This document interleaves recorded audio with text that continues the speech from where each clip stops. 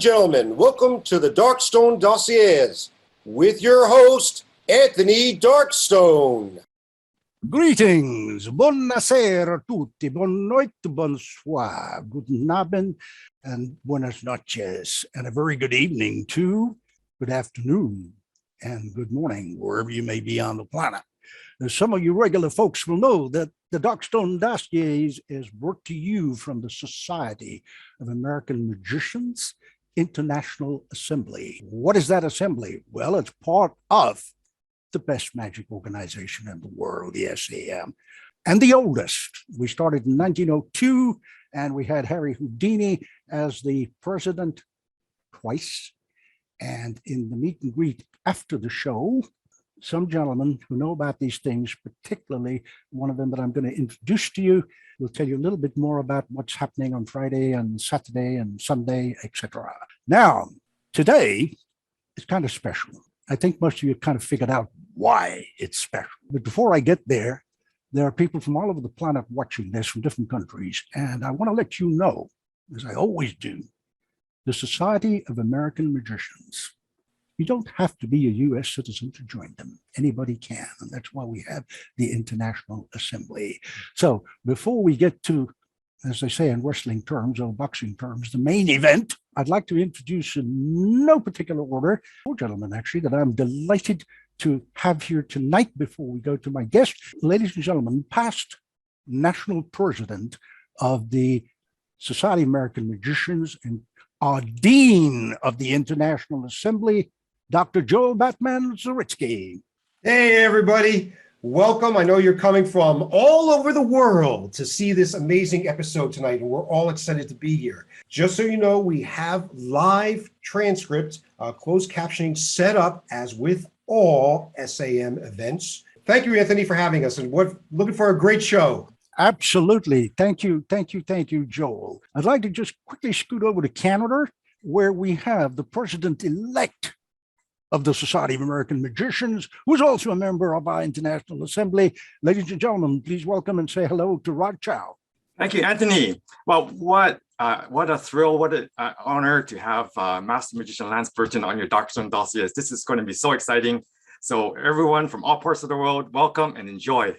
Thank you, Rod. And of course, moving along to our current president of the Society of American Magicians, most illustrious, and for those of you who don't know, it's how we address the president. Most illustrious, Tom Gentile. How are you, everyone? I'm so glad that this very special guest is able to make some time during National Magic Week and talk about the many aspects of hopefully his career, his magic, his travels, and share whatever his wisdom with us tonight. Thank you, Tom. Most illustrious. And of course, it would not be complete with a gentleman that we all love. Really, I mean, I do. Simple as that. The dean of the Society of American Magicians, who I'm sure would like to say a few words of welcome. Ladies and gentlemen, please welcome George Schindler. Welcome, welcome. I want to thank you all for coming in. This year, we're celebrating the anniversary of Houdini's death on Friday at the grave. And so we're going to do that. And that's going to open our Magic Week officially. Thank you for inviting me to this wonderful meeting. Thank you, George. Now, let's just go, as we say in boxing and other terms. I don't know why I keep picking that. Yeah, I think I know why I keep picking that. Because there was quite a famous boxer from Kentucky. Some of you may have heard of him. His name was Muhammad Ali. But anyway, speaking of Kentucky, there were three things that came out of Kentucky that pretty much everybody knows about. One of them, of course, is the Derby and horses. I love dogs and horses. The other thing is bourbon. I'm quite fond of that too. And of course, Lance Burton, who we'll get to in a minute. But before we do, let me just quote a great talk show host who was a magician, who ran with the Rat Pack, and who knew what he was talking about. And this is what he said: a beautiful, classy act, the best I've ever seen. And the gentleman who said that was none other than Johnny Carson. The readers of the Las Vegas Review named Lance Burton the best magician They didn't do it once, twice, 3, 4, 5, or 10 times. They did it 18 times annually every year. And of course, we have to have something from Las Vegas, and that is he was a headliner for 3 decades. Those of you who can't count, that's 30 years plus, 15,000 shows. You think about it, 15,000 shows, and over 15 million fans.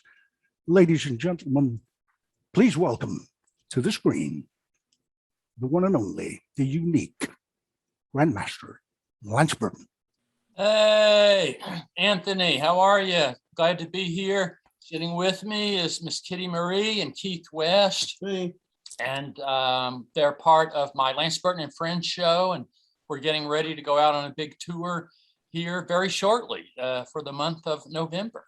I know Keith has been telling me about, he's been working you hard, I gather. We're about ready to get going. And I saw you had the president of the SAM there. I recently did a little event with my good buddy Matt King at the Fraser Museum, and President Gentile very kindly sent me a citation from the SAM, and he signed it and everything, and it's official. And I want you to know I got it, and I have it right here. And thank you very much. That was very kind of you to do that.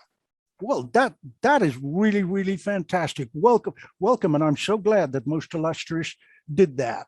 Okay, we have a kind of limited time like we do on most talk shows. Lance, well, thank you for being here, and it's been absolutely a thrill, talking with you and Keith and Kitty and getting this all together. So thank you for making the time. So let's use it wisely. I want to use 2 quotes of yours, which you have many quotations, but I chose 2 that I'd like you to maybe just talk a little bit about. And let me just tell you what the quotes were. These 2 I'm particularly fond of. We didn't have a whole lot of money when I was growing up. I always asked for magic tricks or books for my birthday or Christmas. The rest of the year, I mowed lawns and other jobs to supplement my magic. And the other quote is, it's new and different every night. The charge you get from a good audience is like nothing else. Talk to us a little bit about those thoughts of yours, because I want to get to the Lance behind the Vegas Lance. Sure. Yeah. Keith and I were talking all the time about our growing up and getting into magic. And I got here's a that I must have had performing in my blood my whole life, because here's some photos from the souvenir book. That photo right there, I must have been about 1 year old, because I was still in diapers. Somebody gave me a guitar that must be for Christmas or my birthday or something. And I am standing on the footstool, and it looks like I'm doing a little show. So that's the earliest known record of me performing. And there I am at my 10th birthday, and I had my linking rings, and I got that table for my birthday. That's a nightclub table. I still have it. And that belonged to my mentor, Harry Collins. And that was his old table. He got a new one. So my mom bought his old table for my birthday. And that's me performing with that table. I changed the Mr. Magic, and I put Lance the Magician on it. And I must be around, 15 years old there, 14, something like that. So, yeah. That's a good age, because that's when my son, who is a lot older than 15 now, just became one of your super duper #1 fans. I think you know about that, and we talked about it. Anyway, you have brought up very neatly a couple of names. Well, one of them, and that is Harry Collins, because I think there's a lot of magicians watching, and maybe a few lay people. This gentleman, Harry Collins, and I think we have a picture of him somewhere, which our mutual pal, Brett Saul, was very kind and sent to me, that we can pull that up on the screen. Yeah. And he was the first magician you saw, and you were 5 years old. That's correct. Now, that is a photo of the statue of him at his gravesite at Cave Hill Cemetery in Louisville, Kentucky. And it's a beautiful life-size bronze. And that's a very good likeness of Harry. And also right there next to him, you can see it's a lot more obvious when you're there in person, but that is his table, his kind of nightclub table, and there's a cape draped over it. So it's a beautiful monument. And if you ever go to Cave Hill Cemetery, he is very close to Colonel Sanders, only a matter of steps away, maybe 25 yards, maybe 50 yards, but he's easy to find. Because Harry became your lifelong mentor after a while, didn't he? Yes. Harry was the first magician I saw, and then he encouraged me magic, and he taught me magic. And here's a photo of Harry and I. And on this one, I guess I'm about 16 years old, and that's a show that we were doing, probably a school show back then. But Harry was a very good magician. He could do stage magic, he could do close-up magic, he could work a hospitality suite, just a really all-around skilled performer and entertainer.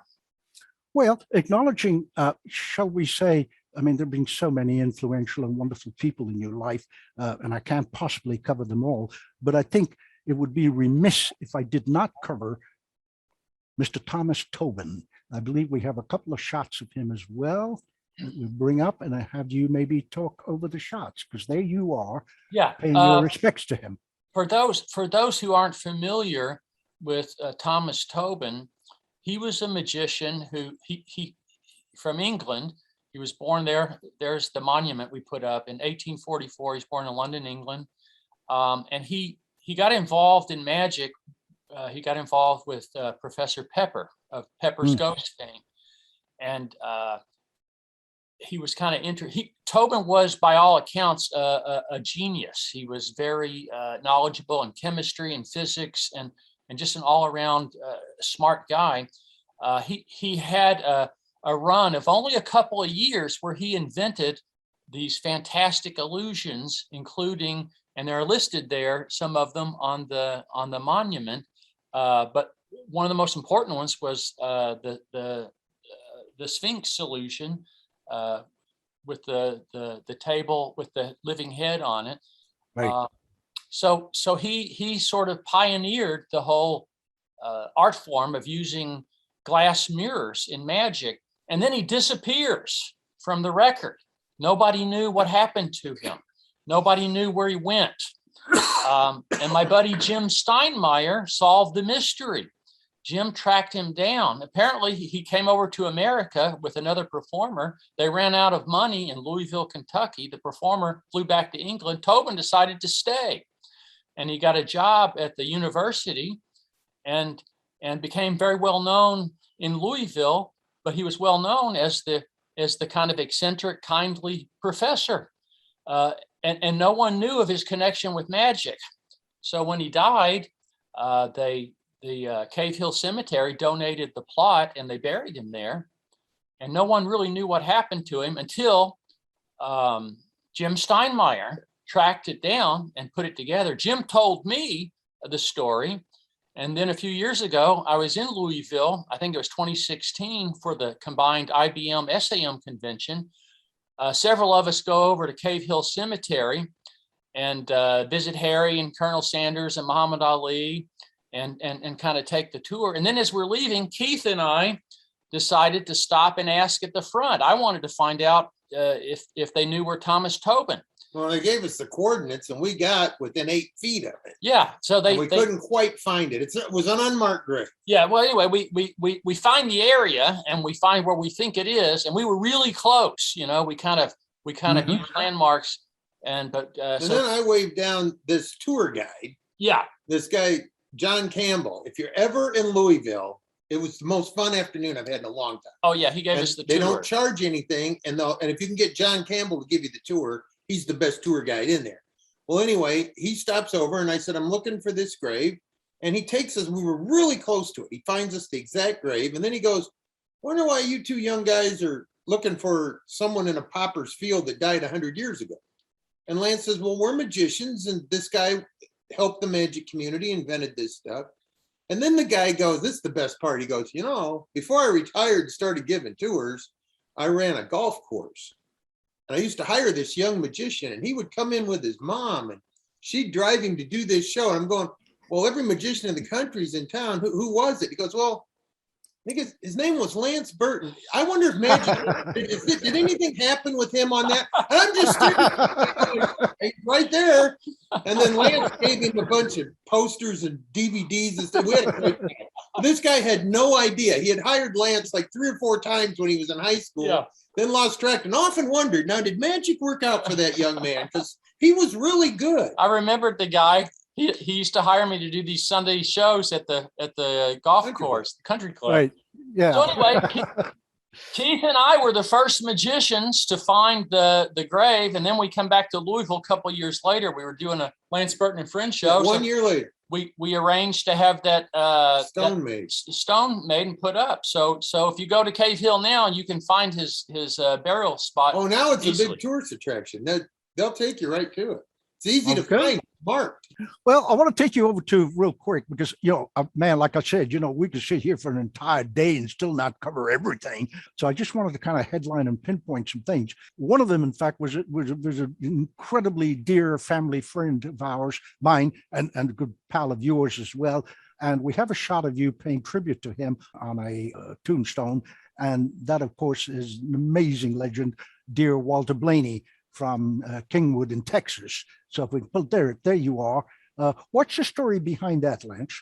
Yeah, that was August during the Abbott's Magic Convention this year. They were unveiling Walter's gravestone, the monument there, and I wonder if there's a closer shot because it's a beautiful monument. It's in the shape. The outline is the outline of the Alamo, which is really neat. Oh, here we go. Walter was a Texan through and through. Yes, of course he was. Exactly. Yeah, I spent wonderful times with him in his home and elsewhere. Yeah, but as Lance pointed out, and I'm glad you did, because that monument, tribute, whatever you want to call it, is shaped like the Alamo, which pretty much everybody here, apart from maybe 2 people, don't know, is in San Antonio. Pronounced San Antonio by those who don't know, in Texas. But that's a fabulous tribute. So you went there and you made a little speech and tribute, didn't you, Lance? Yeah, they asked me the to. wand, didn't you? Yeah, David Sandy did the wand, but they asked me to speak, and so I talked a little bit about Walter and about what a kind man he was, and what a good friend, and then they asked me to do the Vanishing Bird cage. So I have one of the new Blaney Vanishing Bird cages. And so I produced the cage and I introduced the bird, and I did sort of an inside joke. I said, he's not exactly the same species, but he's very closely related to the Texas ooh-ah bird. So if you knew Walter, if you knew his act, you got the ooh-ah. You know what the ooh-ah bird is for sure. There's one more gentleman I want to pull up before we get to talking about shows, and with Kitty as well, who's just been looking lovely and sitting silently. And this gentleman, I had the privilege of spending some wonderful time with in Vegas after I actually lectured there one time back in the day. And a man I think that was very dear to you. And we all know the backstory on that and how you helped in his latter years. And that's the legend himself, Mr. Gary Darwin. Let's pull up a picture of Gary for those who don't know. Yeah, Gary. There he is. There's Gary. Gary was the first friend I made in Las Vegas. I opened at the Folies Bergère at the Tropicana Hotel on May 20th, 1982, almost 40 years ago. And I was only in the show a day or two. And all of a sudden, one of the guys backstage says, Lance, there's a call for you on the payphone. And for you young kids, payphones were what we used before we had cell phones. And I thinking, who's calling me? I don't know anybody in Las Vegas. I just moved here. Well, I pick up the phone and he introduces himself and he says, my name's Gary Darwin, and I heard we had a new magician in town. I wanted to invite you to our weekly magic club meeting. And I said, Gary, I'm happy to know you. I'd love to come. When is the meeting? He says, Wednesday night. I says, well, I'm working Wednesday night. I got 2 shows. He says, that's no problem. We don't start till midnight. Right, boomers. If you in the back room, yeah, I'll be absolutely, there. Yeah. So that's how I met Gary. And then he invited me over to his house and he showed me his collection and his library. And I would always go over there and borrow books from Gary when I was researching new magic tricks. So anyway, Gary and I became very good friends and very close. And he passed away a couple of years ago. And he left the collection and his library to me. And so it's kind of overwhelming. But tying this in with the Walter Blaney story, when I was at Abbott's this summer, I checked around for a place. Gary was cremated, and we have him in a lovely, beautiful wooden urn that was made by Lupe Nielsen. And she did that. Yeah, oh, it's not just an urn; it's actually a drawer box urn, a working drawer box urn. We thought he can vanish and come back. We thought Gary would love that, and but I was thinking about what to do for a final resting place for Gary. So while I was up there at Abbott's, I started investigating the cemetery there, and I bought the very last plot in the Blackstone section. 48 feet from Blackstone Senior. And for those who knew Gary, Blackstone Senior, that was his guy. He was inspired by seeing Blackstone Senior when Gary was like 8 years old, and every magician he ever saw, he always compared to Blackstone. That was his guy. So I bought a plot there, last one available in the Blackstone section, and we're designing the stone now. And if you liked Walter Blaney's, you're going to love Gary's. Oh yeah. Oh yeah, I'm looking forward to that, because I saw a picture of the drawer box that Lupe made. And I was very privileged and honored a couple of times to hang out with Lupe and know him, blessings for his memory, and had some fun times with them.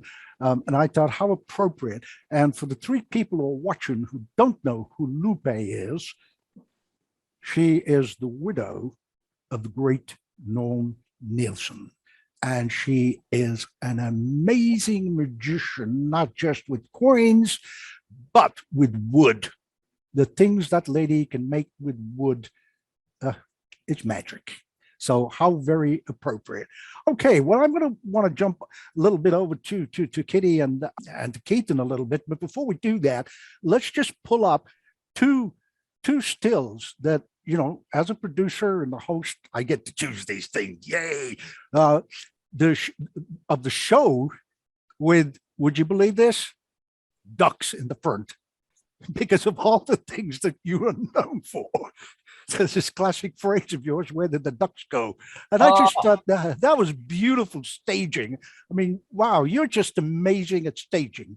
So there that is. Now, I'm sure you have a ton of fun stories about the ducks. Yeah, if you've never worked with ducks, they are kind of messy animals. But there's just something about a duck on stage, and it's walking around on the stage that warms people's hearts. People find it fascinating, and they're drawn to the animal, and they're funny, and that was one of my favorite sequences in the show. And I'll tell you, the longer you do magic, you know, if you're doing it right, the more you learn. You're always learning. And I took lessons that I learned when I was at the Hacienda Hotel and applied them to the show when I went to the Monte Carlo and I redid the show. One of the lessons I learned was at the Hacienda Hotel, the closing illusion was my sword act, which was the card sword, where I get a guy from the audience, pick a card, stab it, and then the sword fight with the transposition. Well, let me just say, if you're doing a 15-minute, 20-minute, 30-minute act, that's fine. That works perfect. But when you're doing a full evening show and you get to the end of the show and you're approaching that 90-minute mark, the card sword is the wrong trick to do when you get that far into the show, because you're an hour and a half in.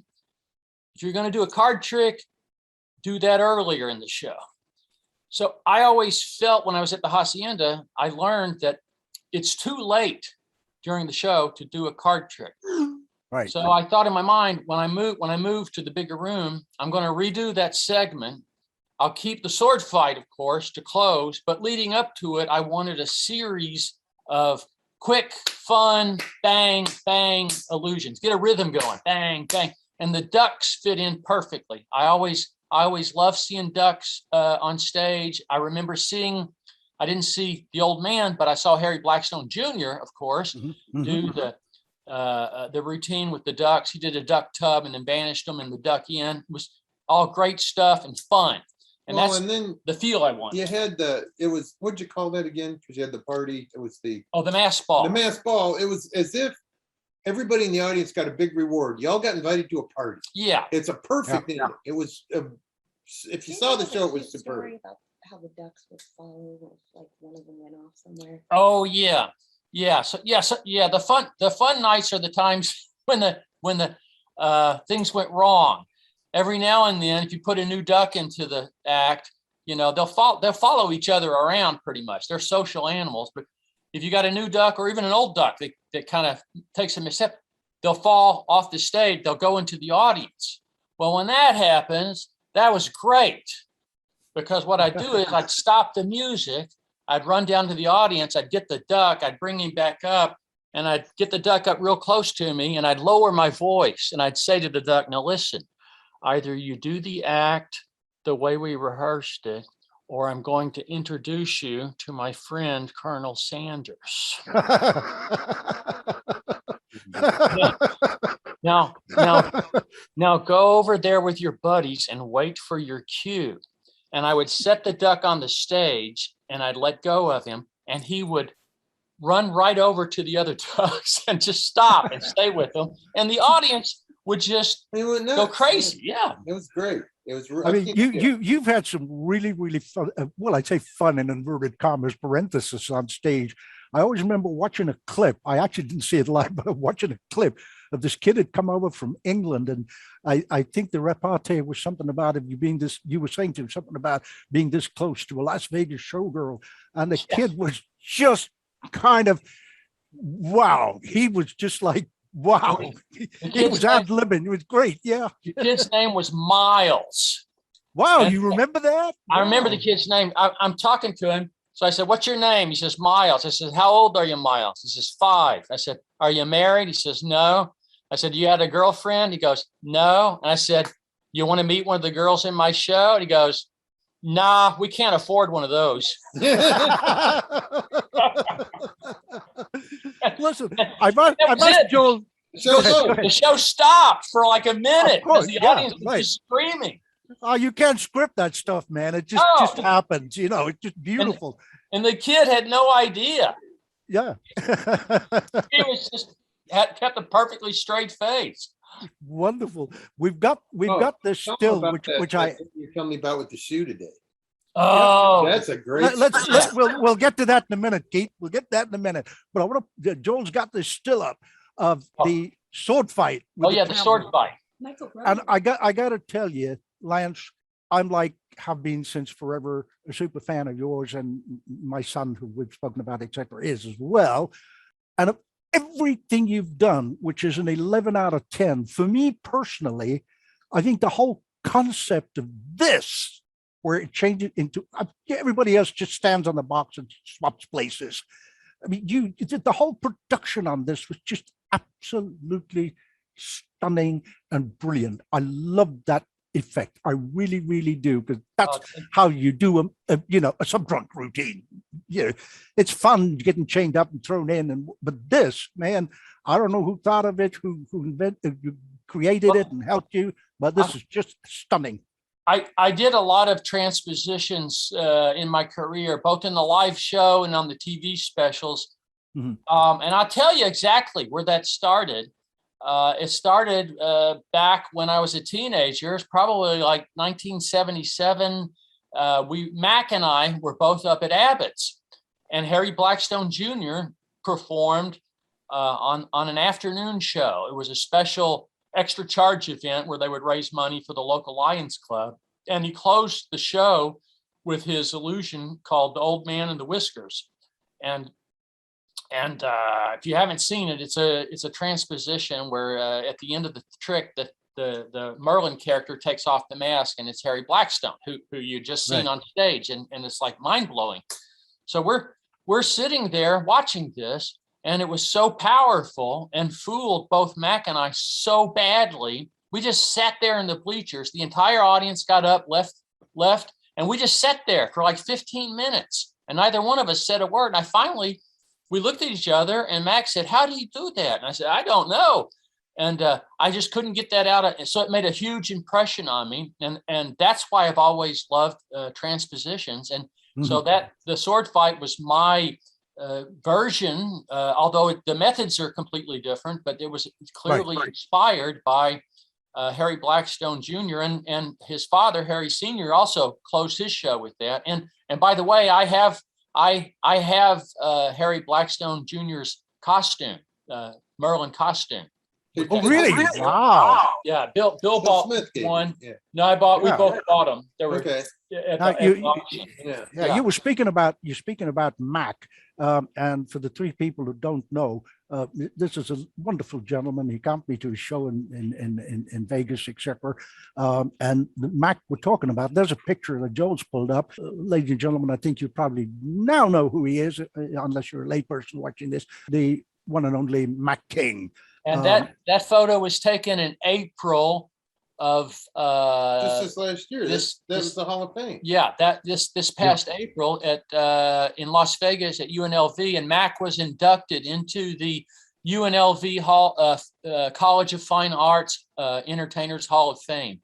So it was a joyous night, and we also got to meet Anne Margaret that night. I talked to her. Wow. I didn't know who she was, and Lance had to introduce me to her. I really enjoyed talking to her. Then I found out she was famous, and then tell them how you set up Mac. That was hysterical. Oh yeah, that was really good. Yeah, yeah. So.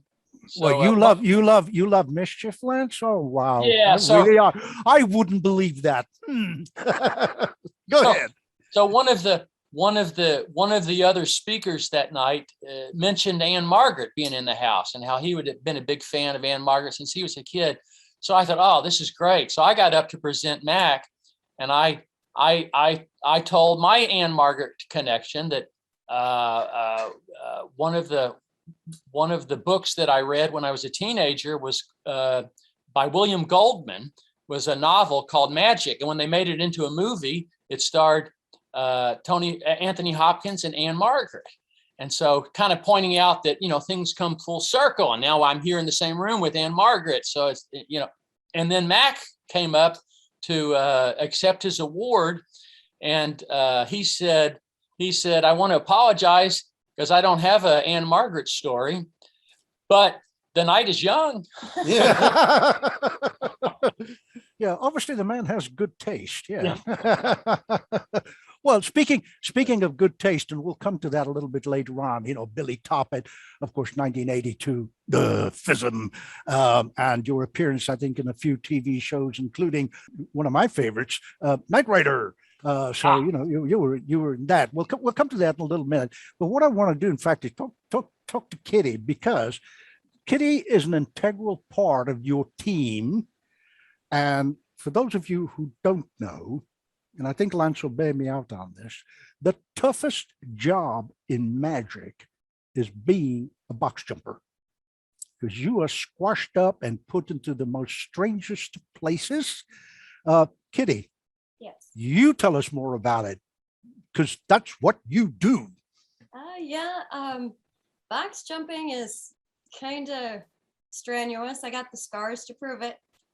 Every illusion will give you a bruise or a scar in a certain place. And it's so funny because the girls will get together and we'll point them out, like, Art did this, and oh, this one's from blah, blah, blah. And it's like, you know exactly where each one comes from.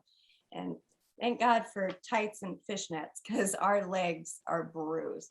Oh, that's one thing, is when you go somewhere like in the summertime and you're wearing shorts and your legs are so bruised that multiple assistants and box jumpers and people come up and go, "Are you okay?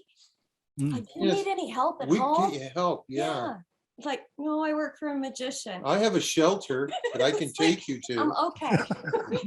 Then they'll go, "That's the most creative story I've heard," because you'll tell them, "Look, we work you know. And you used to Yeah. say you weren't part of the show until you bled, right? Yeah, we had in the Lance Burton show in Las Vegas, that was our rule as the cast. You weren't really a cast member until you bled on stage. Just not on the costume. Yeah, It's hard to get out. Costume. Not on the costume, Bleed right? on- oh, that's not a rule. You bleed on a costume. That's the Yeah. motto for You can box bleed jumpers. anywhere. Just don't bleed on a costume, or you have to answer to her. Look big, Yeah. be small, and it's all okay as long as you don't bleed on the costume. Oh.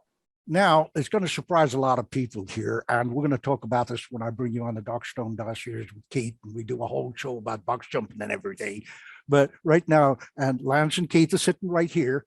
Yeah.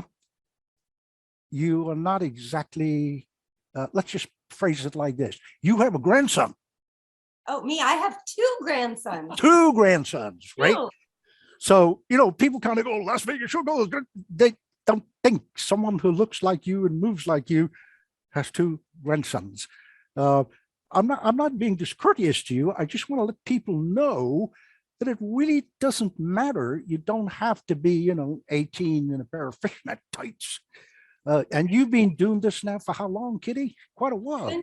I've been with Keith for a decade, Uh-huh. and I was in like marketing and promotional stuff before, and modeling kind of things. Like I was an Axe Angel for a long time, and in that, a lot of the times, like when I turned 30, you'd start getting notices. Well, sorry, you're not in our age demographic anymore.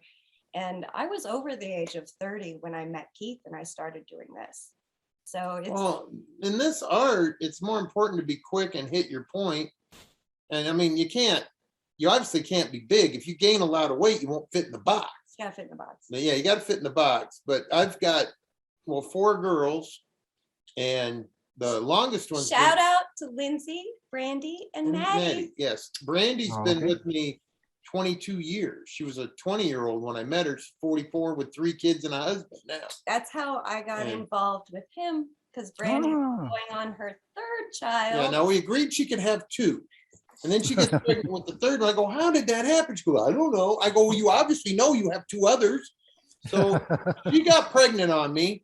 And then I had 3 girls that had been with me for 5 years. I was rocking good. And all in the course of like 60 days, Brandy got pregnant again. Maddie got married and moved to Wichita. And then the other one I had. She went off to school. didn't Yeah, she got hired. She got offered a scholarship at the Juilliard School of Dance. So she left. So I was down to like half a girl because Brandy could work till she was 6 months pregnant. But I needed a girl, and she asked me. I was at a trade show Yeah. and I saw the Walter Blaney Zany ladder levy. right. And that is what sucked me into magic, because I saw that and I was like, how do I get to do that? And I said, well, we're looking for girls. Half-heartedly, I said, if you wanted to audition, you could, not thinking she'd even show up. And then when they show up to an audition, I like to cram them in the worst possible trick I can You get put them me in in, a chair illusion. an armchair. And she jumped out like really fast. And to do it as quick as she does it, you can't use your hands. You got to crash through the door head first. And she did it without even me telling her, don't brace yourself with your hand, just smash your head through it, which hurts and leaves bruises, but it looks really Really cool. good. Yeah, and she did it without even any coaxing. So then I'm going, I'll get her to quit. So I put her in an op art. She comes out of that and she says, you could do a costume change in that. I go, no, you can't. I said, that's impossible.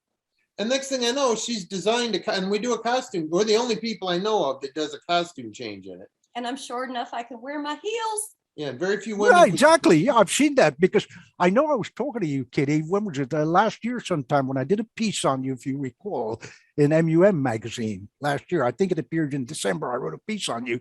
And I asked you about any special diets. And you said, nah, I just eat anything.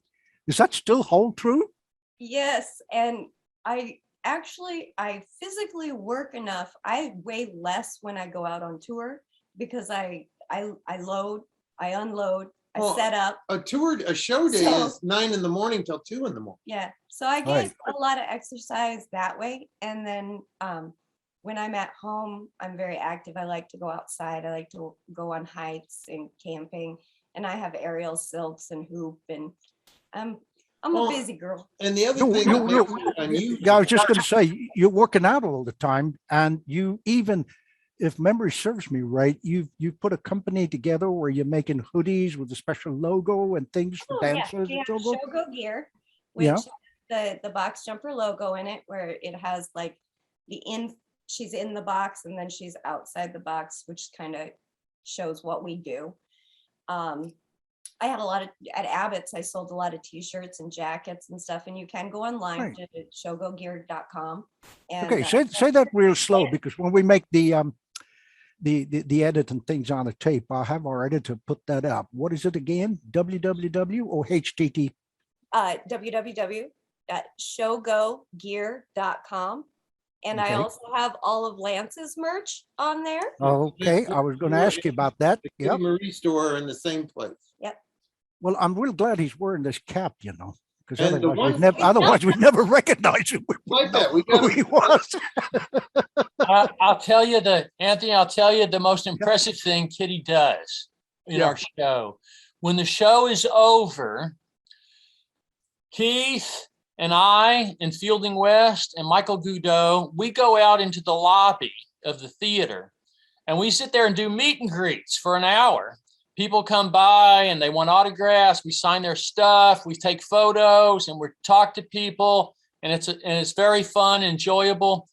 And then we go backstage. And by the time we get backstage, when we get done with the meet and greets, Kitty and the crew, she has organized. She's got the whole show packed in It's the in crates. the trailer. It's in the trailer.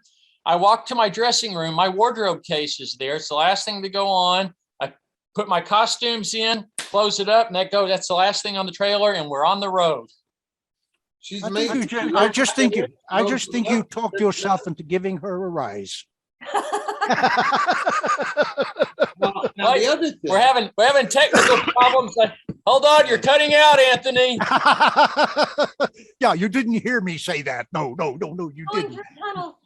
Yeah, it'll be on the tape. Oh, unless we edit it out.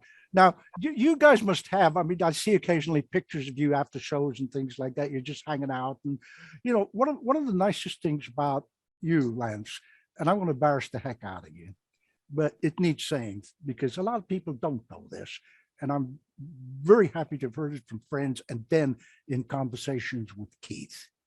After a show, you know, a lot of like superstars kind of like, don't touch me, I'm a star or whatever. But I've heard, and I know this to be true because Keith had told me, you've had like youngsters of maybe 10 or 11 or 12 or whatever, you know, young guys come up and they want to show you a card trick. And I don't want to embarrass you, but I really want people to know the Lance behind the showbiz Lance on stage with the Ducks. You take the time after a show when you're shattered, which you're doing every day for 90 minutes. Okay, you go dark one day, but you know, still, you take the time to sit there with a 10-year-old or a 12-year-old or whatever age they are, watch him show you a card effect, and then sit there with him for 45 minutes or more, tutoring him. I mean, you know, Keith, you told me that, right? oh, I've seen him do it more than once. Sponge Yeah. money. Now, you know, this is, to me, I don't know how to describe this other than just the words I've just said. So people get to know it's not just, you know, hey, master magician, superstar. This is a genuine, caring person. And I also happen to know, and I think we got a picture somewhere of you with one on each arm, a couple of dogs. I mean, I love dogs and horses, man. I mean, I really do. There they are. If we pull that up. Yeah. That's either you or your younger brother. Oh yeah, Well, now Oh, they're Rio. there's Yeah, I know they're real. I know it's real. Oh, Rio. Rio. The dog's Yeah. name is Rio. the one on the left is Rocky, and he's Right. He's sleeping right now. He's right here next to him. He's 11, and the other one, the little brown mini pin, that was Rio. He passed away a few years ago. He lived Ah. 15 and a half, and yeah, And- those are. In prepping for the show, I wanted to find a couple of pictures of you, and I found one with you taking Rocky for a walk. And I thought, man, that's not going to fit. But there you are with these two dogs, because again, the Lance behind the Lance, you devote an enormous amount of your time, energy, and money caring for strays and lost animals and dogs. And yeah, I'm embarrassing you. I'm sorry. No, I'm not. I Well, just I've want said this people to. 1,000 I times. just want people to know. Go ahead, Keith. Go ahead. If reincarnation's real, I want to come back as his pet. You get treated better than any, you get the royal treatment. Oh yeah, being his pet is, you got to see his birds. They're 100 years old, and they're like, oh my God, yeah. Be his You know, pet. birds. I mean, everybody has in their mind, 1982, that wonderful Fizzamac. And there's two things stood out for me, and I have to talk about them because, I notice these little things, and there are other people like me who do. Most magicians would have undone this and then rolled up their sleeves. Somebody talked to you, or you thought of it. I don't know, and I thought I'm going to ask him on a show. You've got your ruffle sleeve, and all you did, well, I can't do it because I'm wearing cufflinks, just pushed it up. And I remember seeing that for the first time. I think, boy, that's genius. There was none of this fumble. It just flowed. I mean, the dub came out and whatever, and something else, and this came up. Wow. And the other thing that, yes, they've been around for a little while, but I think you made it the #1 prop for a few years, and that was the match pull. I remember looking at that and thinking, my God, I forgot about that. And then everybody and the dog, sorry, no pun intended, decided to do this, with match pulls. So, there were little touches that forever in magic history, as you were talking about with, the Merlin act with Harry Blackstone, that people will kind of go, wow, this is the way the guy put his sleeves up, or, he lit a candle. And then, of course, you made, he's gone now, blessings to his memory, Dear Ricardo, quite famous in a way, because I assume you were using his candles, yes? Oh, Fantasio, yes. Yes. I'll tell you a story about Fantasio. Lovely man, Fantasio. Oh, absolutely. Yeah, I had the pleasure of knowing him. Yeah.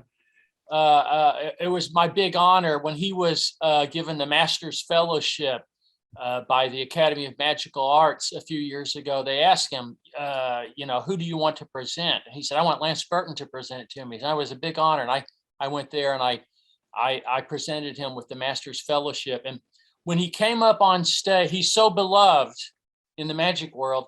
There's a photo. Someone took a photo of me and Fantasio on stage during that presentation. And right. I have my arm around him and I'm pointing like this. And someone got the photo. And what happened, and the reason, I'll explain how that came about. He came up on the stage and the audience rose to their feet. They were giving him a standing ovation. He was so beloved. And I didn't want him to miss that because the lights were very bright. Right. So he came up on stage and we hugged. And I saw the audience. I could see the audience was standing. So I grabbed him by the shoulders and I turned him towards the audience and I pointed and I said, Fantasio, look, they're standing up. They love you. Yeah. And so I knew that moment was a big moment for him. I did not want him to miss it, but he was just a lovely, lovely man. And going back to talking about the candles, I got a Fantasio candle for Christmas when I was 12 years old, and I started doing it in my birthday party shows, and over the years, did it, and in the end, Fantasio would just send me things. He would call me up and say, Lance, do you need any candles? I'll send them to you. He would just send them to me, and because he loved the fact that I was using his Fantasio candles in my act in Las Vegas and performing them, and he was just a good friend and a great magician, and I really miss him. I miss him and a wonderful human being. I mean, I know I'm the producer and host of the show, and I shouldn't say our personal stories, but seeing as you brought it up about him, we first met him at a SAM convention in New Orleans, and my son, I can't remember how old he was at the time, probably 17 or 18 or some such thing, and he was doing candles, like everybody did after you. And Fantasia happened to be there, Ricardo, as we knew him. He just came up and he spent probably about half an hour talking to my son, and which is great and whatever. And then my son came back afterwards and he said, Dad, guess what? And I said, what? I said, yeah, she Fantasia was talking to me, Senor Ricardo, etc. I said, yeah, I had noticed that kind of my eye. Great. It's very nice of you to do that. It took a long while. He was very complimentary. And I said, well, that's good. And he said, no, Dad, you missed the best part. And I said, what's that? He said, he gave me these. So, it's what I call magic. That's magic. That's what we do. And that's why I brought up, I don't want to embarrass you again, but that's why I brought up the things that Keith was telling me and other folks have said about you taking the time to sit with, a young person, watching show you, and this is not just, down the street. This is after 19 minutes of the show. And anybody who's done a 90-minute show for 15 years or more, no, 30 years or more, it's hard enough to do a half an hour show. You're doing this every night. Well, Anthony, this is my job now. I consider this is my job. My last regular performance was September 4th, 2010. Mhm. I did my last show in Las Vegas and I walked off stage. I didn't do any shows for 7 years until we started doing Lance Burton and Friends. So I'm enjoying going out and doing the Lance Burton and Friends. But the thing about doing the shows now is the intent, I think, is a little different. I look at myself as the Johnny Appleseed of magic. So I'm out there trying to promote magic as a hobby, as something for young people, as something that's good for young people, keeps them off the streets. Right. We have our teen seminar, which we do now every year at the IBM convention. And that's a program that's free of charge for the young people. And I've spoken at some assemblies of the SYM. I know the Society of American Magicians has a very strong youth. Yes, it does, with Alan Solomon running it. Yes. Yeah. I think it's very important on all of us to promote magic and to reach out to the younger people, the next generation, and actively promote them to get interested in magic. Absolutely. I'll tell you one sorry, I'm going to interrupt you just to say before I forget. I'm not being rude. I'm just trying to converse you. A very good pal of mine who I've known for 20-something years, and he's also worked with you, and many will know the name, J. Scott Berry. I mean, we have this philosophy exactly as you do. It behoves us now because, come on, man, let's be honest. We've had so much good fortune. We've had so many wonderful people helping us. It's time to give back. As Jay says, look, it's an old cliche, but it's true. We stand on the shoulders of giants. And if you're not paying it forward, what the heck's the point? You know what I'm saying? Yes, that's exactly right. And we should all be doing that. And magic is the world's greatest profession, but it's also the world's greatest hobby. My mom, Hilma Burton, some of you met my mom over the years. She always used to tell people, she said, I never had to worry about Lance. I never worried that he was out getting into trouble. I always knew where he was. He was in the basement with his tuxedo and his birds, and he was practicing that act. Oh, yeah. Just go to one magic convention. Every other convention on the planet, everybody's out getting drunk all night. You go to a magic convention, every hallway, there's men on the floor going, pick a card. 3 o'clock in the morning, pick a card. And there's nobody causing trouble. Yeah, this is true. Nerds, and I, you know what? And I just saw it popped up on my screen. I see George Schindler in the house. I just want to give a shout out to George. Oh, and absolutely. I want to tell you a quick story. When Matt King and I were about 20 or 21 years old, this is before either one of us ever appeared on any television show or anything. No one knew Mac and I from anybody. We were just 2 kids from Kentucky. We drove up to New York and we went to Tannen's Magic Shop because we wanted to see the big magic shop there. And we met George Schindler in the shop, and we were talking to George, and we asked him, is there any other magic things we should see? He says, oh yeah, you should go to the Flosso Magic Shop and this other magic shop. Come on, I'll take you. And he walks us, 2 kids he has never met before in his life. He's never heard of us. Just 2 kids he met in a magic shop. He walked us block after block, took us in, introduced us to Jackie Flosso, took us to another shop, and it was just lovely. And I'm just trying to emulate George Schindler, and we all should. Well, that's a tough act to emulate George Schindler. And seeing as you brought him up, I think when we opened when we opened the show right at the beginning, I introduced most illustrious Tom Gentile, Rock Chow, and Joel, etc. I also introduced George, and you may just have missed that because it's the same here. I was talking to him some years ago. Blah, blah, blah. I'm coming through to New York and then going on to Vegas, whatever. I said, "Oh, come stay in my place for a few days." And then we had the most amazing time just sitting in his kitchen. He then says to me, "You ever been to the Macpella Cemetery?" And I said, "No, what is it?" And he said, "That's where Houdini's buried." I'm trying to do an impersonation of George because that's how he talks, right? You'll know that, right? "Yeah, that's where he's buried." And I went, "Okay, he said, you want to go?" And I'm, "Okay, who do I kill, George? Who do I kill?"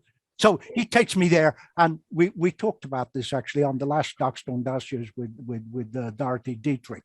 But we won't sort of talk about Houdini now for the moment because the show's about you guys. But this is the kind of wonderful, lovely. There's George right there. He's right there. He's right there. Uncle George, speak up. Well, thank you very much. If you come to New York today, I take you to Nathan's for hot dogs. Oh, what? You got it. You got a deal. It's close to my home, and it makes it easier than going to the cemetery. But thank you. Very nice words. Thank you. Good to see you, George. Yeah, that was a kind of private joke because who was a Bill Gleason that many SAM people will know. He collected me and took me around to the Twin Towers and what was left all on the ground, etc. We won't go into that story because we'll do it on the Darkstone Dossiers sometime. And then we showed up so late, George had to stay up because he took me to Nathan's for one of the hot dogs or frankfurters or whatever. And yeah, don't let's get started on stories, George. Yeah, it's great. No, not at all. I mean, come on, we gotta love George. So Keith, I'm going to dive into you to tell us a story about Lance or you or a road story, all three of you. I mean, there's so many of them, and he's, I think back of everybody I've met. I mean, I'm 59 and I'm the youngest guy in this show. So we're all kind of old. We're getting old. The name of the tour is Grumpy Old Magicians. Yeah. Having fun. Yeah. And we're having fun, but we all decided getting old is not for the lighthearted. You gotta be tough to get you gotta be tough to get old. And we're tell me about it. I can't wait to get there. If you think Lance has got big shoes to fill because guys like Jay Marshall and Billy McComb and Walter Blaney, they all lived to be in their 90s, and they all did what Lance is doing today. But I will admit, we'll be at a signing someplace, and I've seen this happen more than once, and a kid will come up and Lance will go, "Come around here." And the kid will go around behind the counter, and then Lance will take him over the corner because he's not going to share the secret with everybody. And he spends 30 minutes with this kid, and the line patiently waits. They're all sitting there admiring, and that guy's really being nice to that kid. And it's nothing new. I mean, George Schindler still does it to this day. Lance does it. It's why we have such admiration for these guys, because they do this. And they may not made. They are. They don't have to. People like George and Lance, are masters of the art. I'm not going to call it a craft in relation to them. I don't think they have a choice. They are genuinely excited about the magic and sharing it with a young mind. And I mean, it's a labor of love. You watch him do it. Lance is getting more out of it than the kid, and I admire it very much. And the people in line do. The thing when you're learning magic, when you're starting out and you're a kid, one of the hardest things is to learn from those instructions you get with the tricks. Well, particularly if you're left-handed.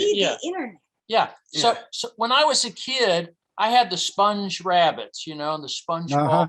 And you tried to read the instructions of how to do the pass, with the sponge. And you're a kid and you're reading this hand goes, see what? And you're like, you've never seen anybody do the trick, you've never actually performed. It's almost impossible. Oh, and the worst one and then was they would say, force the card with your favorite method. I don't have a method. My favorite method. I know nothing. He'll take a kid who's totally frustrated, spend 30 minutes with him, and he's basically met God. Okay, Well, and he can do it. when I was a kid, you know, there were guys in my life, there were magicians like Harry Collins. There was a guy in Louisville, he's still around, named Larry Hibbs, and he taught me how to do the pass with a sponge ball, to pretend to put it in your hand. And until he showed me, I could not do it. And then I still do it the exact same way. And that's the way I teach the kids. And if you've never done sponge balls, I know it looks hard when you're trying to learn it from instructions, but all it is, it's like snapping your fingers like that. Right. It's 2 fingers and thumb and 1 finger and thumb. So you start out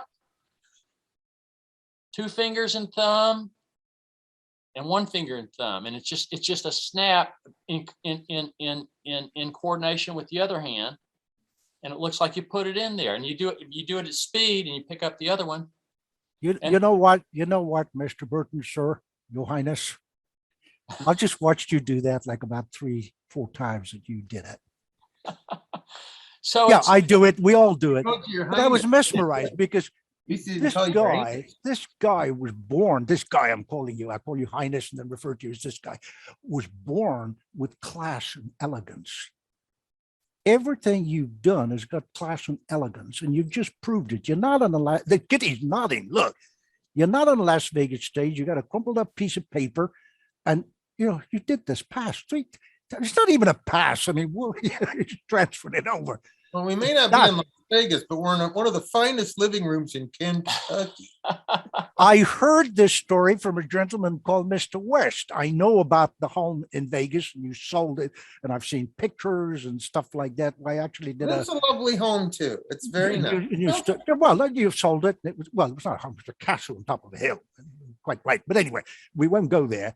And then Keith says to me when I'm talking to him one day, he says, come over to the farm in Kentucky. Like everybody else, you go, okay, there's a farm, there's a couple of ducks, maybe a horse or whatever. And he said, man, when I got there, yeah, that's not everybody's idea of a farm. It looks like South Fork. Yeah, right. That's what you Amazing. told me. He said it looked like Very South nice Fork. place. Well, that's not the whole story. No, because go ahead. the house was built for his mother, and his original home where he lived as a child is right on the property here. Well, that No, is that in was his Louisville. mom's. Yeah. But that was My his mom mom's. and dad lived there. My grandparents lived there. Yeah. And there was an old shack out back where Grandpa lived. Yeah, Oh, yeah. it's just kind of like stunning. I mean, I could sit. We've been talking for about 6 minutes, and guess what? An hour has gone by or more. Well, we had a good time. I had a- Yeah, 6 minutes, and it's gone by. I'm so delighted to have, not that you needed it, but it's so nice to have what I would call, inverted commas, your close crew family of Kitty and Keith here as well. And Keith, in my research, fed me a lot of stories, which I put in my notes. And we will get with Keith and Kitty on another Darkstone Dossiers and go into some great depth, because I really want to talk to her about a little bit more about box jumping and stuff like that. I had a good fortune back in, when was it? Oh man, I don't even remember where it was. I think it was Dallas. No, it was Dallas 2000. Dallas 2000, TAOM, to actually do something. And my son was there too. And we did something with dear Mark, blessings for his memory, and Nani, who's still there, by the way, and she's a member of our International Assembly, who, to me, was, one of the greatest in her day. I think you'll agree with that, Kitty, right? If there ever was a box jumper, she was it. I mean, I've never seen her perform live. Nani Wilson. Oh, Nanny Nani Darnell. Nardell. Yeah. Oh, there's a number of good ones. She was fantastic. Gracie Lynette Weiss. Chappelle is amazing. Yes, yes. Gracie Weiss is fantastic. Gracie Weiss is Rick Thomas's old Yep. assistant who married a guy that owned a water company. And Stacy Jones is fantastic. And Stephanie from your show was my favorite. Of all your Burton's babes, Stephanie was the ballerina, and she was fabulous. I was in love with Stephanie for many years. Well, I think a few people watching this tonight, Yeah. I'm sorry about this, Keith, but hey, they got good taste. A lot of them are in love with Kitty. There's a lot of really good box jumpers. Amazing. And a lot of them, she's probably sitting back there going, no, there's no way that lady's a grandma, right? And when she told me, yeah. I thought it was Miss Two. Yeah, exactly. It's When she cute. first told me when I was writing up the article on her for MUF, I mentioned that before. She told me, and I thought, oh yeah, right, okay.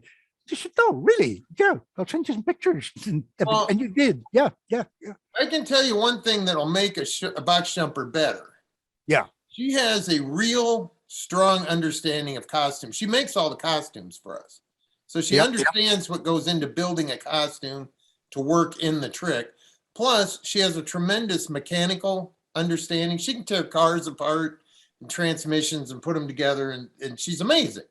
And every girl who's lasted a long time with me has the ability to some extent, not as quite strong as hers, but they all have a mechanical background like Brandy does, Maddie does. Lindsay came from the farm. Farm girls make extremely Country good girls box are the jumpers. best. Yeah, the farm girls are the best because they take a bruise real nice. They'll smile even though they're hit hard. And they're stronger. They'll lift heavy things. And they like to dress up and look pretty. So it works out. Yeah. Anyway, I'm just trying to give you a compliment. Well, I think you did Country pretty girls good. You are the way to go. succeeded. Wouldn't you say so, Lance? He succeeded. He was trying to Yeah. give her a compliment, but he succeeded. Find yourself a And country she's girl. what is it? Tetris? Oh, I am the Oh. Tetris queen. She's the Tetris Oh, queen. She can right. take the 22 crates and figure out how to put them in the trailer. Yeah. What Well, the whole thing make is them all she can fit. take a trailer load of tricks that should take a 52-foot trailer and get it in a 40-footer. Which we can't go over 40 feet and we can't go over 26,000 pounds, or there's a bunch of paperwork we got to deal with, and Lance and I don't want to deal with that. So we have to stay under 40 feet and under 26,000 pounds, that's a whole story on its own. I can give you a whole talk on how to buy trucks and trailers, and she can, one night we had a flat, and this state trooper decided he was going to help her change the tire. And it was snowing. And it was like 3 a.m, and Brandy and Madeline knew better than to get out of the truck because stay out of her way is the best advice. And this state trooper comes up with his flashlight saying, "You want me to help her with that?" And I said, "Well, you can, but she's pretty much 96 pounds of get out of my way." And he just took a step back and held the light. She had that tire I changed. changed the tire in the sleet and the rain while they held the flashlight. Well, he held the flashlight. I just stood there and tried to look pretty. But yeah. One time we were doing a show and the fuel pump went out, and we had to get to the second show. It was summer reading program, and she crawls out with a hammer Bang that. and starts beating on my fuel tank on this box truck. And it started, she goes, "Don't let off the gas." And we made it to the second show and got within a block of my warehouse. When it finally died, she says, "I got you almost home." And she was within a block. So then we put a new fuel pump in and we were fine. Oh, you need a box jumper like this. And she's got dirt under them polished nails. You look, there's grease under them I don't nails. have a manicure yet. Yeah. But she's not afraid to get her hands dirty, and she can make a nice costume.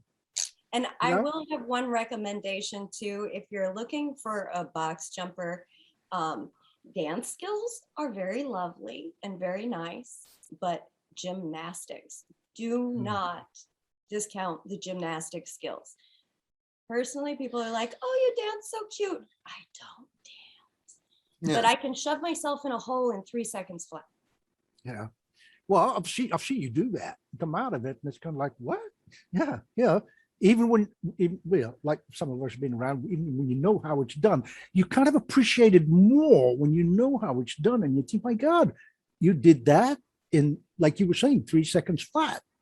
So if you don't know how it's done, you're watching it and people are going, yeah, whatever. But if you know, you're going, yay, whoa. Well, then that's there's good. a lot more to it than people think. I mean, Oh, when yeah. she's been helping us with small stuff, like she assists Lance with the Miser's Dream.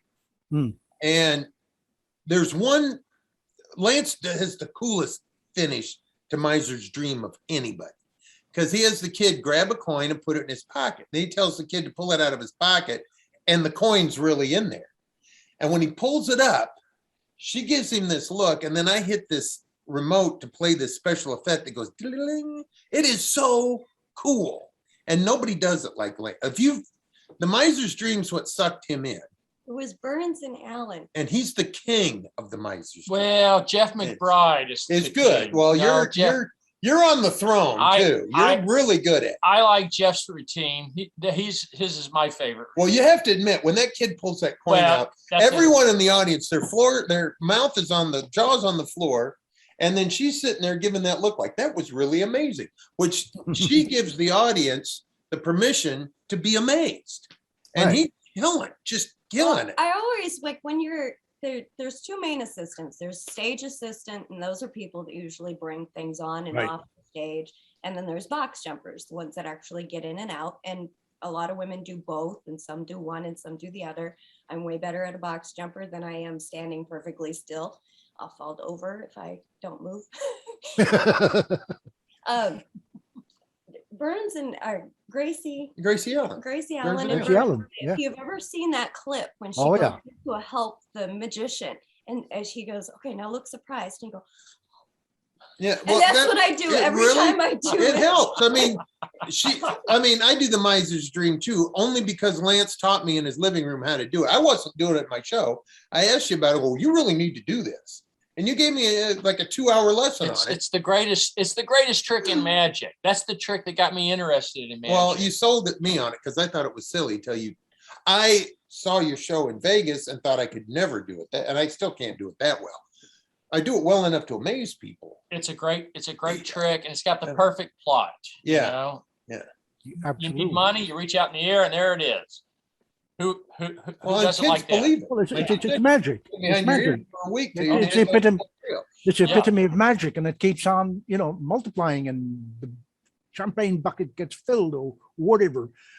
As I was saying, we've gone well over our hour in our chat, and it just seems like 6 or 7 minutes. Anthony, Yes, sir. thank you for inviting us on the show, and just everybody out there. We're going to be out on the road. Oh, hold on, Lance, hold on. I'm going to interrupt you. I'm going to interrupt you. Oh, 'Cause we're not okay. done. We're not done. We're not done. Well, we want to be able to tell you where we're going to be. Yeah, and you will. The show's not over yet. Well, this part is, because what we do at the end of each Darkstone Dossiers is kind of open up the mics and the chat room, and that way folks watching get to talk with you directly, and Kitty and Keith, and they just chat or ask a question or put something up in the chat or whatever. So we ain't done. So this is what we're going to do. We're going to cut over to the meet and greet in seconds. Before I do, huge thanks to George Schindler for his opening words, to most illustrious Tom Gentile, and of course President-elect Rod Chow, and of course without whom none of this would take place, and that is our Dean of the Assembly, PNP Joel Zawitsky, and to everybody who showed up, and of course my 3 guests. So basically, I think what we're going to do now, if that's okay, Joel, is just let's open up the mics in the chat and see who wants to, liaise with and chat with Kitty and Keith till Lance. We had a comment from Steve Kerr. He said, I did the sword fight trick with Lance the first year. It was in the Folies Bergère. Michael Rome was the Phantom for a long time, and he's in our current show of Lance Burton and Friends. Well, don't let you give away too much, just in case we have a few lay folks, and even magicians. They don't need to know everything, because I happen to know things that Keith have told me. Yeah, he's back.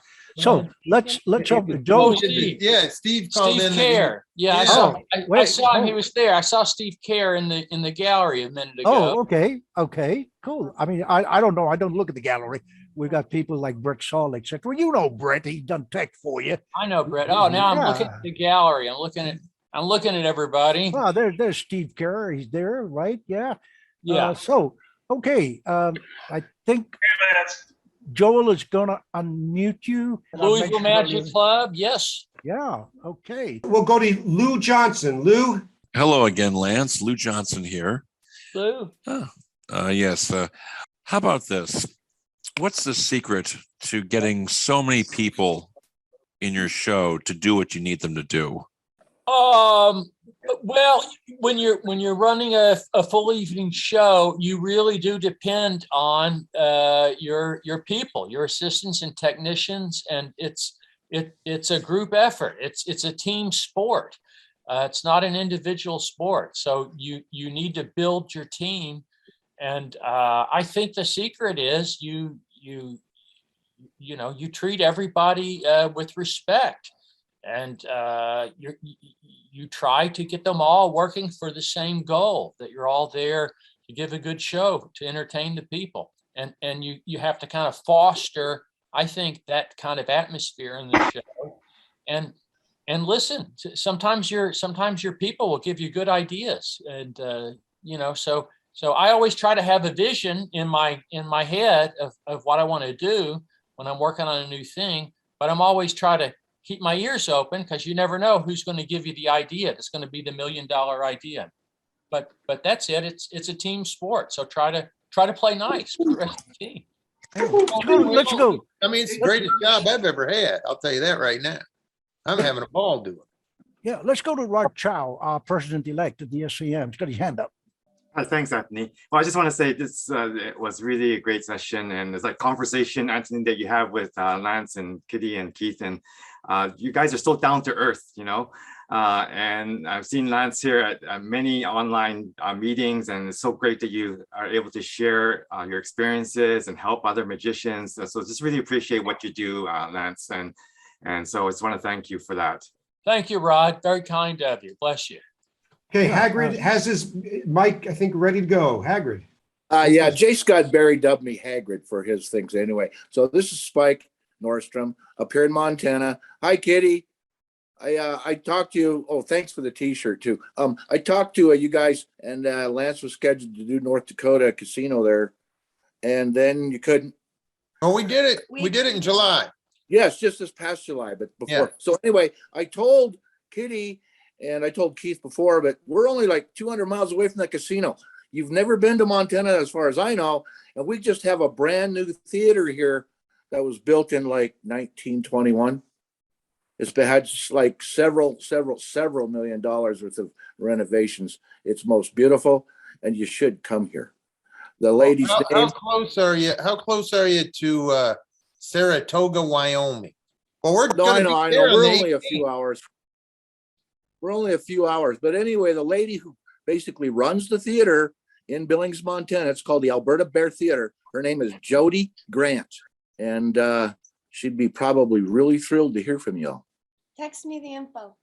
Yeah, exactly. Send the info over, Spike. Next one is most illustrious. Okay. Tom Gentile.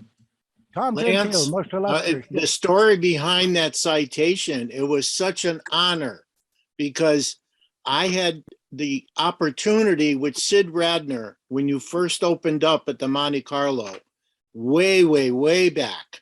And Sid Radner and I went to one of the openings, and you had a meet and greet before the opening, and I was 3 people away from shaking your hand back then, and you got a phone call. And so that was like 1996 or 98. So this picture is 2016, which is the next opportunity I had to meet you, I think. Was that in Louisville? This was in Louisville. Yep. That So was a it took fun almost convention. 15 years later to get you. And it was such an honor for me to write that, and everything I said on that, I meant. You've Thank done you. so much for the SAM, It was very Magic, kind of you. Thank you. SYM, and Rescue Animals. You are the genuine magician, the ultimate gentleman on stage, and we all look up to you, and we all have a reason to be you. Oh, bless you. Thank you very much. I appreciate it. I have, thank you, Les. I have a quick question. I'm looking at the gallery now for the first time, and I see the name Harry Monty. May I ask, sir, are you the Harry Monty who is a PNP? There's 2 of them. Oh, it's 2 of them. I'm just wondering which one this is. I That's- think it that's is, that- judging by the lady. Judging by the lady. Terry and Trudy. Yeah. Oh, yeah, it's the same. Yeah, okay. Then it is the same. Then it is the same gentleman. Yeah, indeed. Yes. I have carefully in my collection a copy of MUM with you on the cover, because inside it, they were kind enough back in the day, dear, he's still editor emeritus, Dave Goodsell, had run a little piece on my son. So anyway, Gregory. And may I Dwyer. make a comment? I'm sorry. This Who's is, that? this is Trudy. This is Oh, Trudy, Trudy. Harry's Hi, wife. Trudy. Hi. Hi. And when Harry was national president in 99 or 2000, we were putting together a program called Magic for Special Education. And we wanted a national spokesperson. And we called Lance. And we weren't home when he called back, but he left a message and said, I got your message and I'll be glad to do anything I can do. And several months later, when he was on his way home, he stopped by Nashville and did a videotape for us to use for the program and was just very wonderful about sharing his time and talent. And it was just awesome. And Lance, we can never thank you enough for that. My pleasure. And there was this very special group down in Nashville. I think they were called the Jesters. Yes, court jesters. Yeah, the court Yes. jesters. And it was a special ed teacher down there who was into magic, and he taught his students, and they went out and did magic shows, and it was just a wonderful program. And it was a very special evening to get to see them perform. Tom Stone. Yeah. Yeah, Thank you. Thank you. Let's jump. when you What? were Next down song. there, Anthony, because we Yes. have next one, Paul Abbey has had his hand raised for a while. Okay. I was just going to jump to Mr. Stark because I know he's going to be brief. Thank you very much. First of all, I'd just like to give a massive shout out to Mr. Anthony Darkstone. I think it's absolutely amazing what he's done over this period of time during COVID, and bringing Anthony Darkstone and his Darkstone Dossiers to so many people around the world, and bringing so much joy and happiness in difficult times. So I think I'd like to give a massive shout out and a round of applause to him. And then I'm very sorry, I'm at a loss for words because I'm having my absolute utmost fanboy moment at the moment, meeting and listening to this interview with Sir Lance Burton. I've been an absolute fan, as many of us have, since I was 15. What else can I add than what everyone else has said? Master magician, master technician, the absolute epitome of magic. I think we all look up to him in so many ways, and he has just set the bar and the standard for everyone. So Mr. Burton, sir, thank you so much for inspiring a generation, to continue inspiring a generation, for all that you've done for the animals, the rescue animals, your shows. So turn it on. So Lance and Keith, thank you very much. This is the young man who was born in 1982 when you won FISM that you influenced. This is the effect you have on young people. Just jump Paul forward. Abbey. Paul Abbey. Yes, sir. Hi, how you doing? It's great to meet you, Lance. This is Paul Abbey from UK, Surrey, UK here. Hey, Paul, how are you? I'm pretty good, and I can't tell you, I've got to add to Mr. Stark's point here about since Anthony pulled me into the SAM, I'm having a fantastic time. I'm really meeting some wonderful people and talking to some wonderful people in here. And here I am talking to a superstar. My God, starstruck. Goodness me. And, do you know, all I wanted to say really was the reason why I love magic so much, and it's taken me all over the world doing stuff. I'm a performer, I'm a teacher, but I'm also an actor. And I just looked up your profile. I mean, you're the same age as me. And you know, and I was thinking about Kitty as well, about what she does, and she looks so young. We all look so young, and magic keeps us young. It's fantastic. But I got to ask, Kitty, you're obviously pretty active with what you do, you know, outside magic and performance. But Lance, what do you do to keep so young looking and fit and strong?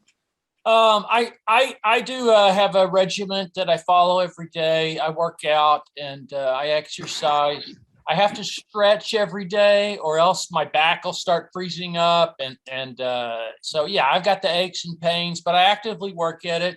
And the last couple of years, I've really had to change my diet and try to eat a little healthier. When I was performing, doing 2 90-minute shows a night, I could basically eat whatever I wanted because I was burning so many calories during the show that it kept the weight off. But I've really had to concentrate on it and try and really concentrate to try to eat healthy over the last few years. So, you know, when you're an actor, when you're a performer, when you're on stage, your body, this is your instrument.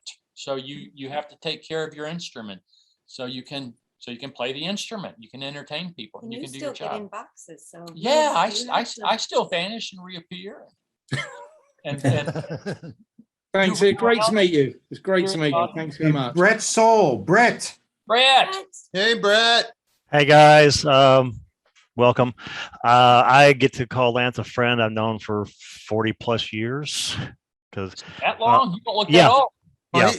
I'm a month older than you are. You know that. Luckily, my magic club is named after Lance. We're the Lance Burton's 64. The ring is 64. It's Lance Burton ring. I thought it was the Matt King Assembly. It's the Matt King Assembly, but you're the other side. You're the enemy team. Whatever. We'll have to vote on that next time. Yes, we will. But luckily, Lance is very supportive of our club and of our young members. We had our annual show called It's Magic, and we had a young lady on there, 11-year-old performer. Lance took her before the show and said, "Here's what you need to do on stage. Play to the audience, play to the balcony." Spent, I know, at least 20, 30 minutes just giving her tips on how to be on stage. The other reason I came on here, first off, Magic Joe. Yeah, Magic Joe. She's incredible, and she will hopefully be at the convention in Vegas if she gets the call. I know she's auditioned. Lance, as he talked about, he did the Broken Wand ceremony for Thomas Tobin at Cave Hill Cemetery. That is on video. He also did the Cool Kentucky thing with Mac at the Fraser Museum. That is also on video, and those are both now in the chat. So if anyone wants to watch those, the links are there. So please enjoy those. Copy them, get over. But it was 2 hours of Lance and Mac sharing stories about how they came up, much more in depth than what we were able to do today. So if you want more, go those links. So that's it. Somebody else take over. Bye. Thank you, Brett, and thank you for always being there on those events and documenting them and doing all that stuff. And I know everybody at the Louisville Magic Club appreciates all you do, but I don't think we say it often enough, Brett. So thank you very much. Well, thank you very much.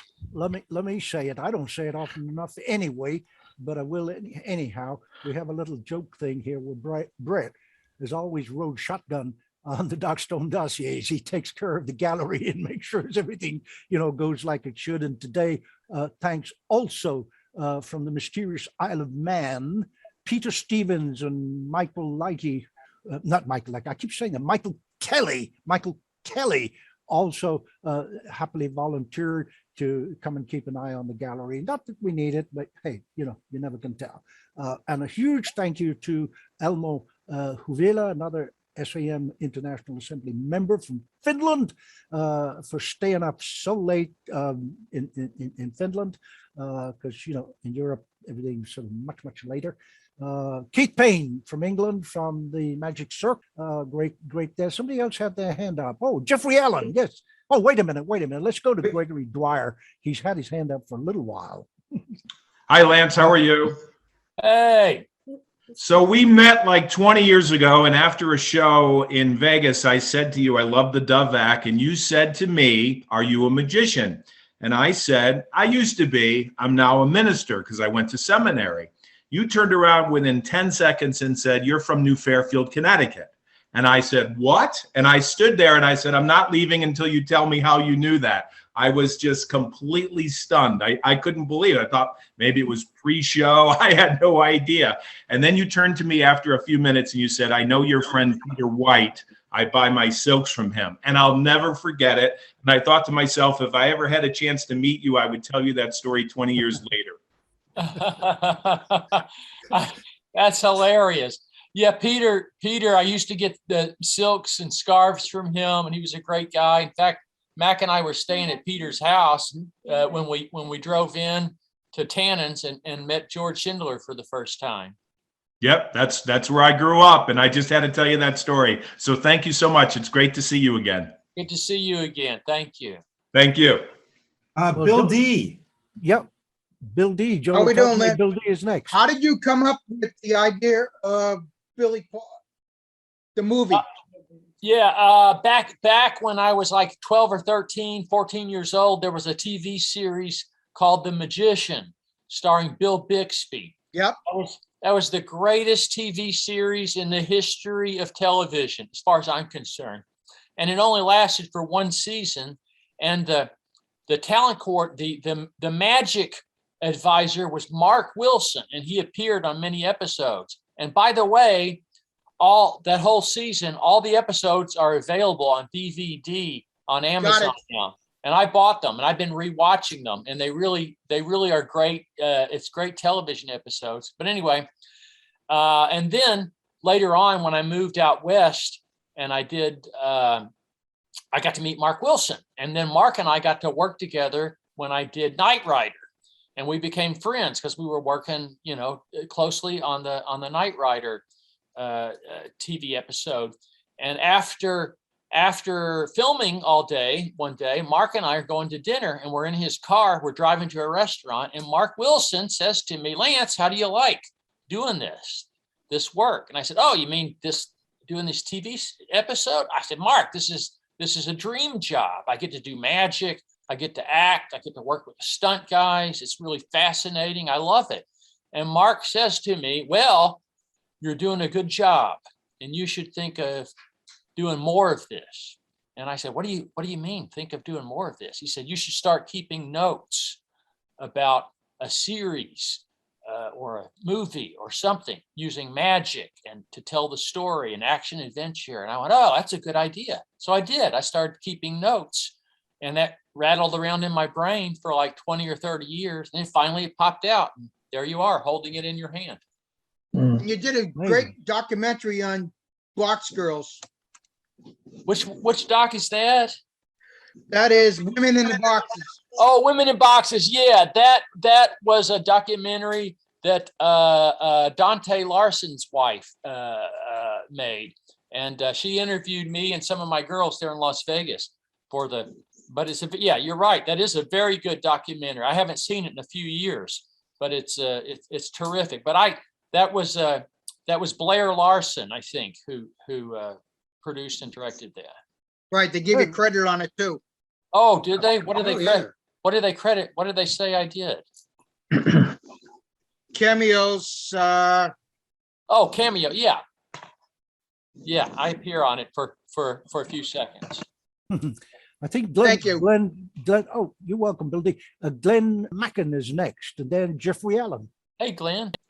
Hey, Lance, how are you? Good. Anthony, I want to thank you for bringing Keith and Kitty and Lance. This has been a wonderful program. I've really enjoyed it. You're very, very welcome. Lance, you and I met many years ago, 1981, at the Tannins Jubilee. I was responsible for bringing Rudy Kobe before he could drive to all the SAM meetings and the Jubilees and conventions. And you and I probably spent 2 hours in the lobby just talking and sharing magic. And actually, you probably can't see this, but sorry. But you signed an autograph book. I don't know. Oh, nice. It still looks like you're out of Yeah, that looks like my handwriting. Yeah. Yeah, it was a while ago. But you have just been, I've admired you for many years. In fact, thanks to you now, I'm a member of IBM, which, but I wanted to ask, do you have any additional plans to do another movie? Let's see, Billy Toppet 2, The Search for Spock. So we have that's for real, a title? That's for real? Or Billy Toppet versus Godzilla. One of those. Yeah, that one seems to be popular. Well, okay, I'll look forward to seeing that. Thank you, Glenn. Jeffrey Allen, also a member of our International Assembly. Jeffrey, please. Oh, He had his there you hand go. up. Oh, there he is. He's here. There he is. Hey, Jeffrey. We just saw them. Nice to see you. He was just at our place. Up at the museum. And we saw him in August up at the museum, the American Museum of Magic. And we watched That's him right. do it. Yes, nice to see you all. We're And then just we saying saw hello. Jeffrey do a show at Abbott's. We came to your show in the afternoon. We're just saying hello. Yeah, we just stopped in to say hi. Thank you. It's good to see you guys. Well, please Actually- come to our place again. Hey, Keith, we're in your driveway. We're wondering where you are. Okay. That happens a lot. You know, I'm like, when Lance calls, I gotta go. Just pick up the brick that's laying there, break the window. That's Yeah. what it's for. Yeah. Well, you know how to get in. That's your key, huh? Make Okay. yourself at home. You always do. Okay. And Kitty, I clean gotta up show you after something yourself else. this time, for Christ's sake. Yeah, I'm looking around the gallery Hey. here and I see some lovely people. Robin Byers, Donna Horn, of course, great. John Sinjewicz, I'm pretty much pronounced his name wrong, I'm sure. There's a couple other people that I know here. Yeah, did I say Jim Slavlik? Yeah, anyway, I've got your email and we're whatever. Brian Rollet is here from the mystical island of Malta. If you're a member of the assembly or you go to the SAM official page, you will know about his amazing show Within the Chamber that comes from a 400-year-old building, mystery building in the mystical island of Malta. Tom is holding up a really nice This is banner. great. Thank you. Thank you. Thank you. Thank Yeah. you. So everybody's blowing kisses. Joel, I don't see any more raised hands. We're good. Main- One thing. I got one thing. Yeah, go ahead. Okay, yes. November 10th, we're in Greeley, Colorado, followed by November 18th in Saratoga Springs, Wyoming. And then the 21st of November, we're in Bend, Oregon at the lovely Tower Theater. And then followed by the 27th of November in Vegas. Tell them about that. Las Vegas. So anyway, the whole schedule will be on my website, lanceburton.com. If you follow me on Facebook, I'll post stuff there too for the whole schedule. But we're wrapping up the tour in Las Vegas, and we're doing a benefit show for Opportunity Village and Variety Children's Charity of Southern Nevada.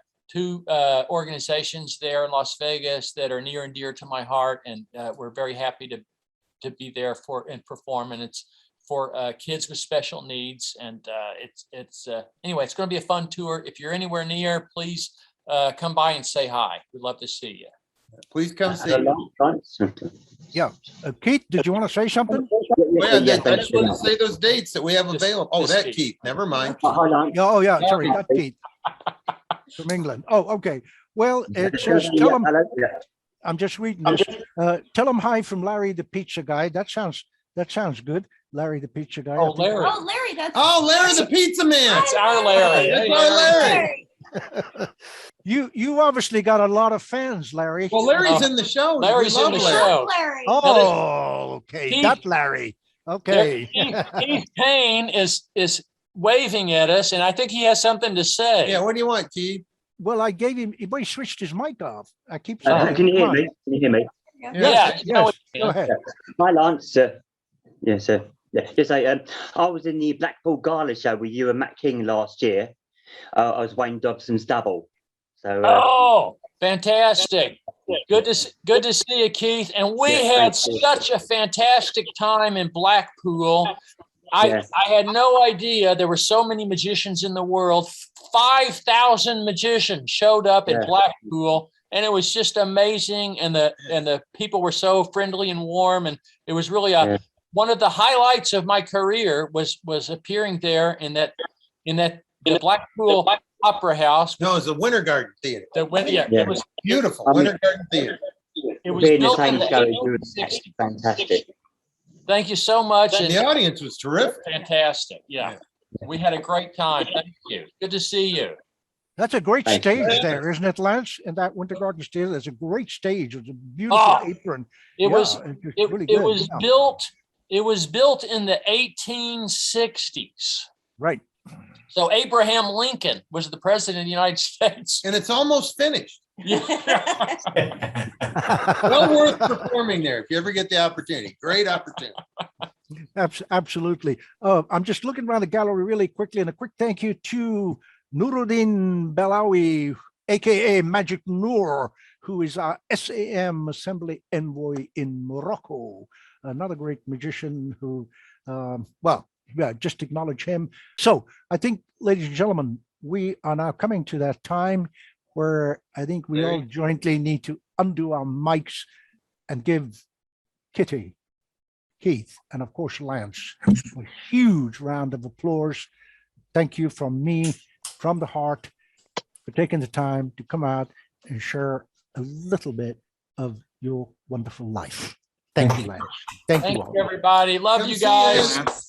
Come see us on the road. Thank you. Take care. Hi, everybody. God bless.